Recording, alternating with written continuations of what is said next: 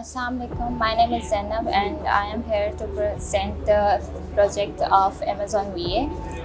तो हमारे पास था कस्टमर का जो है ना, उसने हमें कहा था 20,000 बजट होना चाहिए, मेरा है, और उसके अंदर मुझे $15 जो है वो पर पीस जो है उसकी प्राइस होनी चाहिए और मुझे 40% उसका मार्जिन चाहिए।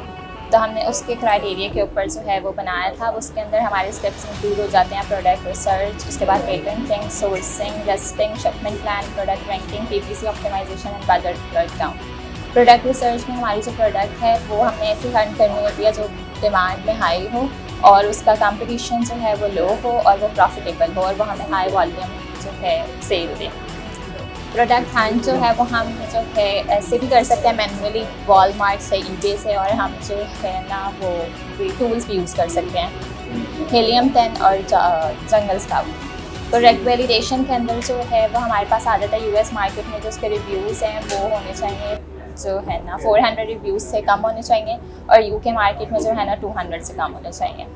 बाकी आगे उसका सर्च वॉल्यूम आ जाता है कि वो 4,000 और 2,000 होना चाहिए। सेलिंग प्राइस आ जाती है कि वो US मार्केट में $11.99 से लेकर $39.99 तक होनी चाहिए और UK में जो है वो 7.99 से लेकर 24.99 तक होनी चाहिए। ये इसकी सारी वैलिडेशन आ जाती है। कंपीटिंग प्रोडक्ट्स हो जाती है, रेवेन्यू आ जाता है। उसके बाद जो है ना जो डोमिनेशन आ जाती है कि ब्रांड्स जो हैं वो एक ब्रांड 3 दफ़ा लिस्ट ना कर रहा हो, मतलब कि अलग अलग ब्रांड डोमिनेट हो, और वो प्रोडक्ट ट्रेंडी और सीजनैलिटी जो है वो हम गूगल ट्रेंड और सीजनैलिटी से चेक करते हैं।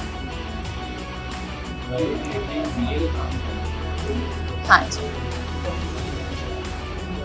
उसके बाद जो है ना अब हमें सोर्सिंग करनी होती है तो वो हम अलीबाबा से कॉन्टेक्ट करते हैं, सप्लायर से, और जो है वो सप्लायर ऐसा होना चाहिए जिसके पास ट्रेड मार्क हो और जो है ना अलीबाबा से वो वेरीफाइड हो।